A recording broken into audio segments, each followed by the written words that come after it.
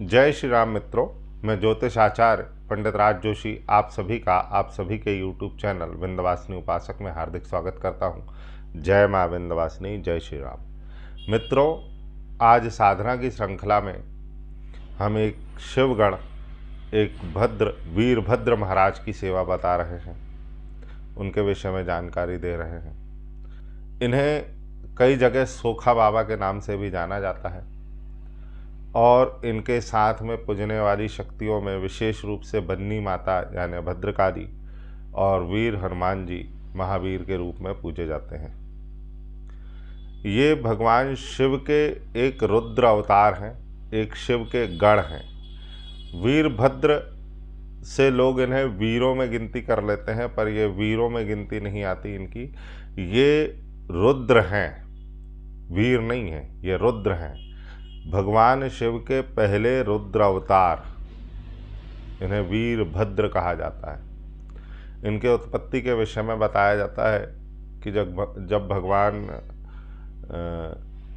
श्री दक्ष जी ने एक यज्ञ किया था विष्णु जी की सेवा में, तब उस महायज्ञ में सभी देवी देवताओं को आमंत्रण किया गया था सिवाय माता सती और भगवान शिव के। लेकिन जब माता सती को जानकारी लगी तो वो भगवान शिव से जिद कर अपने मायके जाने के लिए जिद कर बैठी कि घर वालों को थोड़ी आमंत्रण निमंत्रण की आवश्यकता होती है। लेकिन भगवान शिव ने बोला कि मैं तो नहीं जाऊंगा, आप जाना चाहें तो आप जा सकती हैं। जब भगवती पार्वती भगवान दक्ष के यहाँ पे पहुँची और वहाँ पर उन्होंने यज्ञ में अपने पति का अपमान देखा, अपना अपमान देखा, तो उन्होंने दक्ष के यज्ञ में ही अपनी आहुति देने के लिए वो चली गई।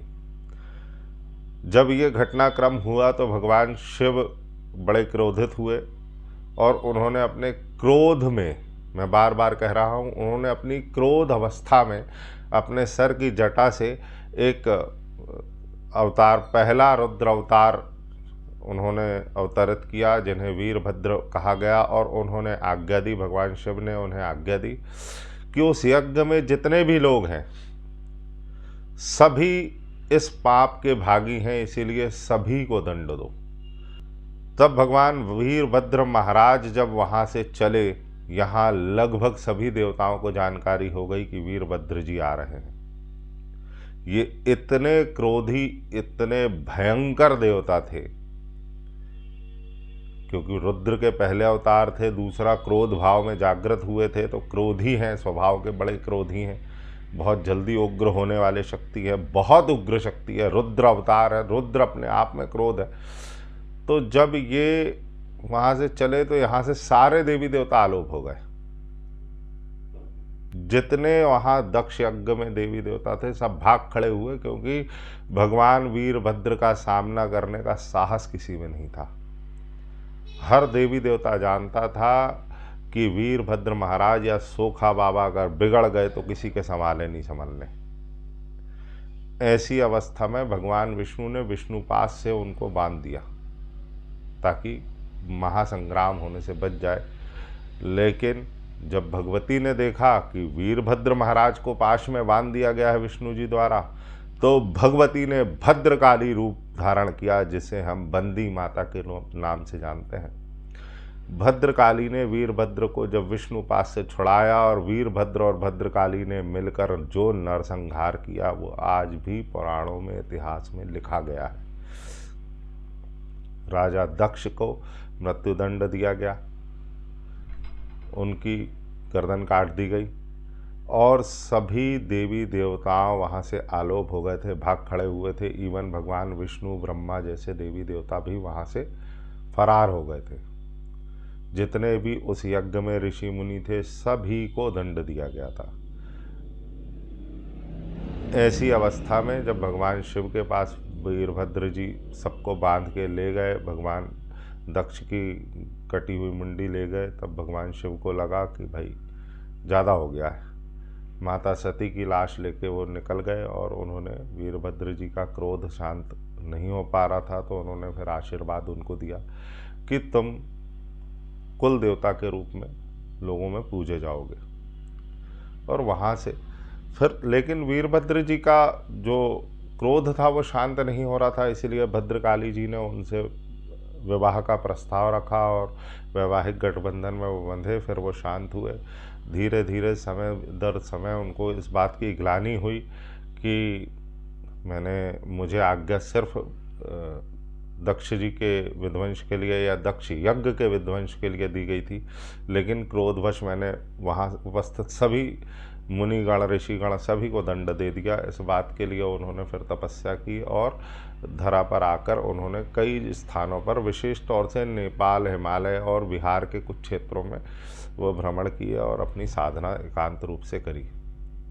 अब चूंकि ये भद्र थे, वीरभद्र थे, पहले रुद्र अवतार थे। भद्र का अर्थ क्या होता है? भद्र का अर्थ होता है शिष्ट, शिष्टाचारी। भद्र का अर्थ गंदा या मैला नहीं होता। भद्र का अर्थ होता है शुद्ध, सात्विक, पाक, साफ, एकदम प्योर। वहीं स्त्रीलिंग में भद्र का अर्थ होता है दुष्ट, जैसे भद्रकाली। भद्रकाली मतलब क्रोधी, दुष्ट, जो उसको अगर वो आ जाए अपनी पे तो किसी को ना छोड़े, किसी को कुछ ना समझे। यहाँ दो प्रकार के अर्थ मिलते हैं, पुल्लिंग में अलग और स्त्रीलिंग में अलग। लेकिन अपन बात कर रहे हैं अभी वीरभद्र महाराज की। भद्र महाराज जब शांत हुए, उन्होंने फिर देवी देवताओं के रूप में पूजा, और इनको सोखा बाबा इसलिए कहा जाता है। सोखा का अर्थ होता है जादूगर, जैसे ओझा, सोखा। ओझा का अर्थ होता है जो आत्माओं को या जादू टोना टोटका या ऊपरी बाधाओं को अपने काबू में करने वाला व्यक्ति ओझा। और सोखा का मतलब होता है जो जादू करता है, जो आपकी कल्पना के परे कार्य कर देता है। इसीलिए इन्हें सोखा बाबा कहा गया। इनकी सेवा पूजा परम सात्विक देवता है, इसीलिए इनके साथ में वीर हनुमान जी की भी सेवा होती है। इनकी सेवा ज़्यादातर सावन महीने में, गुरु पूर्णिमा के दिन, आद्रा नक्षत्र में और 11 के दिन इनकी सेवा होती है। जो दीपावली के बाद देव उठनी 11 होती है, उसमें इनकी सेवा पूजा विशेष रूप से दी जाती है। इनकी सेवा पूजा में किसी भी प्रकार का कोई भी तामसिक क्रिया प्रक्रिया नहीं की जाती है, ना ही ये तामसिक देवता है। ये शुद्ध सात्विक, जैसा कि इनका नाम है वैसे ही ये शुद्ध सात्विक देवता है।